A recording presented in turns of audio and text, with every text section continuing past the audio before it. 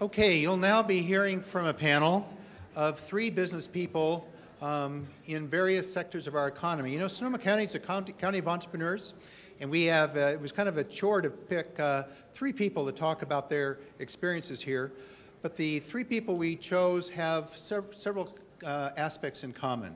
They're highly creative, they've taken real risks, and they've made a real difference in building their business to go outside Sonoma County and bring new money into the area. They represent the creative and innovative thinking we need to advance our economy. The panel will be facilitated by Scott Ormerod of Leap Solutions. In addition to being an iPad expert, Scott has a business he launched in 1998 known as Leap Solutions.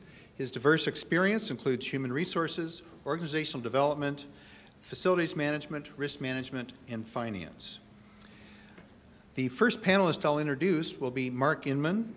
Mark was raised in Sonoma County and started the firm of Tailor Made Coffee in 1992. How many of you have heard of Tailor Made Coffee?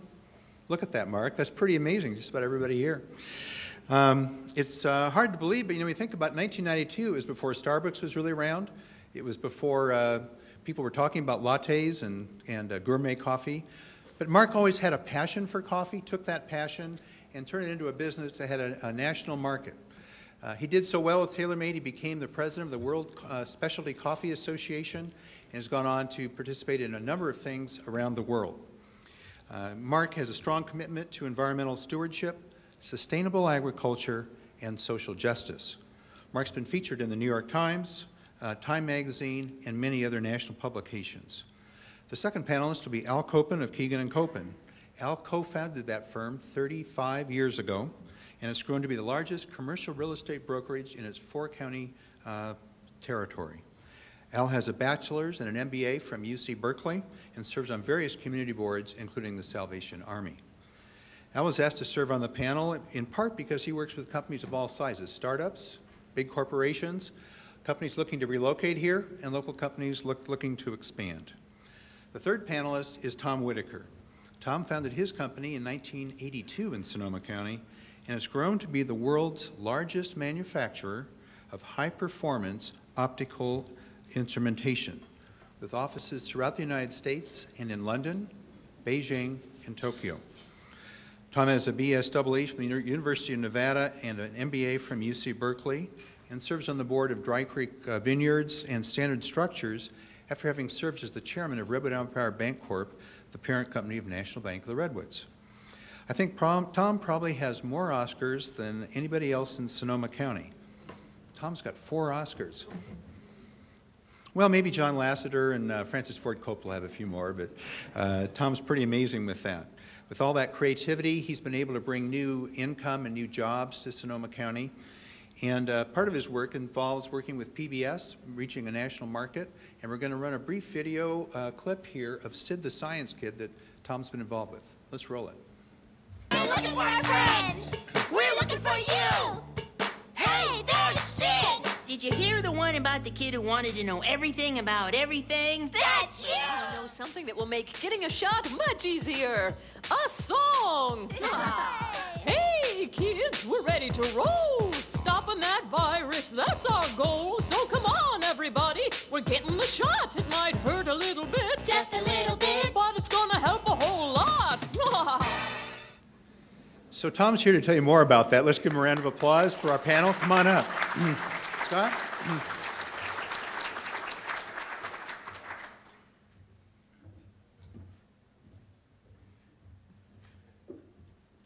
My panel. Where's the panel? Oh, you guys were enjoying that animation so much. Well, welcome. So those of you who are now iPad lovers, right? Raise your hand, those iPad lovers out there. All right. How many of those are our scribes just waiting to be excited? So I want to let you know that in our first session, we had over 45 questions that came for Steve from the audience. And so Ben's got some work to do to get those all up on the website and get some answers for you. So we had a really great response. And the last one, we had probably 13 or 15 questions from the Innovation Council. So we just want to let you know we are gathering that information and we will be sharing it.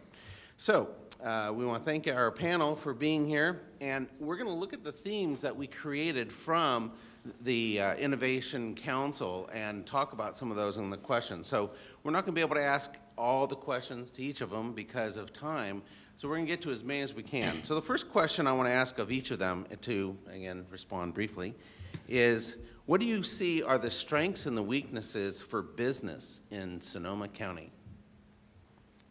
Tom, you want to go first? Certainly. Sonoma County is a great place to live. Our mothership, the state of California, is rated the worst state in the country for operating a business. I'm not discouraged by that.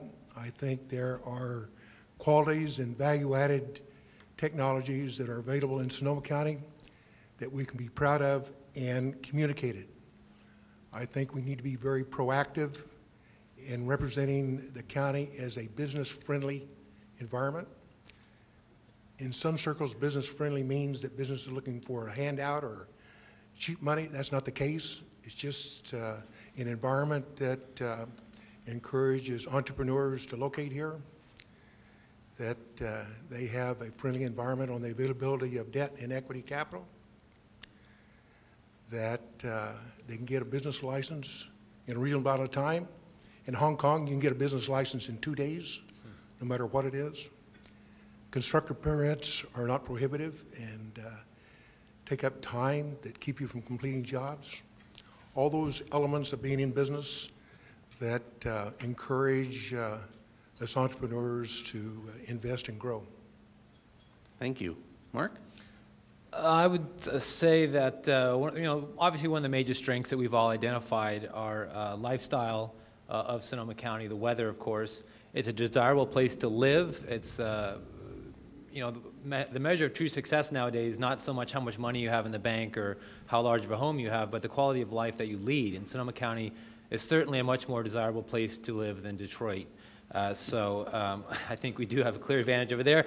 We're internationally recognized. I work in about 45 countries, and wherever people know where I'm from, they recognize it immediately. Sometimes it's an accurate representation of where I live, and sometimes it's not so much, but it's absolutely recognized everywhere I've been.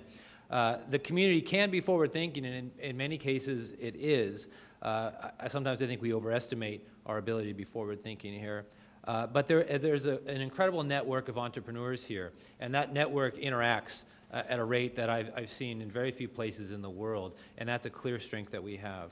Our agricultural, food and wine, lifestyle reputation is internationally recognized as well, which, for a branding perspective, gives us a significant advantage over many other communities.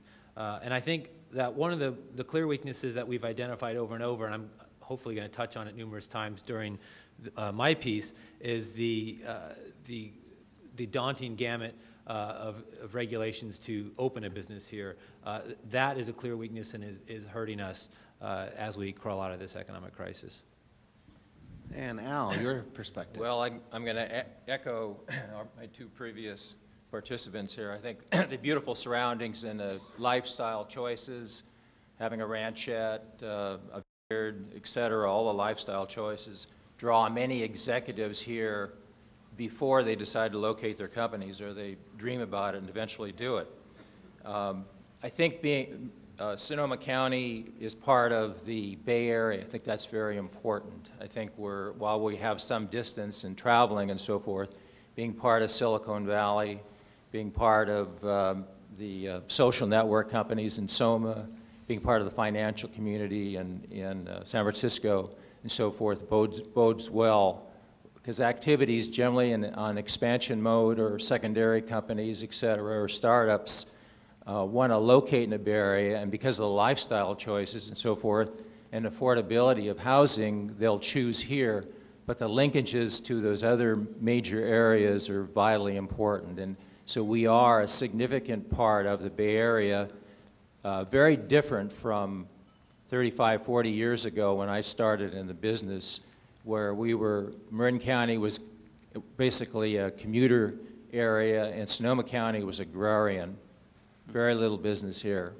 And it's changed over that 30 years principally for the lifestyle choices. Some of the negatives actually have made it the last counties to really develop in the Bay Area, and that's transportation. It's very difficult. 101, Steve talked about it today. While we put a lot of things into motion to get 101 done, I wish they could build roads in California like they do in Texas, where they get them done. They don't drag it out, and so on and so forth. And that's a big hindrance even today, because we're still looking at forecasting the rest of 101, in the next 5 to 10 years, and that's just unacceptable.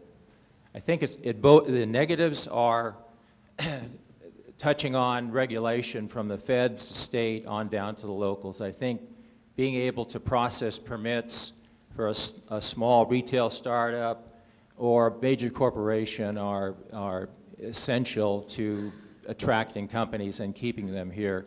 And I think that's something that needs to be addressed in a very serious manner. We've gone through this process starting 30, 35 years ago, Economic Vitality Project. We've had streamlined permit processing at the county.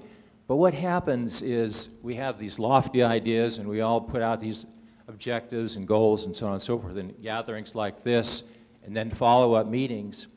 But where the rubber meets the road is where we miss the boat. We've got to get it down at the customer counter level. You've got to translate your objectives and so forth down to the plant, to the actual people who implement the regulations. And while regulations are good, what we need to do is have a benefit cost associated with every decision on those regulations. And if we do that in a way where we're translating that and educating the people at our staff and our administration and the people at the counter dealing with customers and representing us, then we'll do a much better job in showcasing the county as a popular place for companies to come and grow, and more importantly, for companies to grow here, to stay here. Thanks, Al.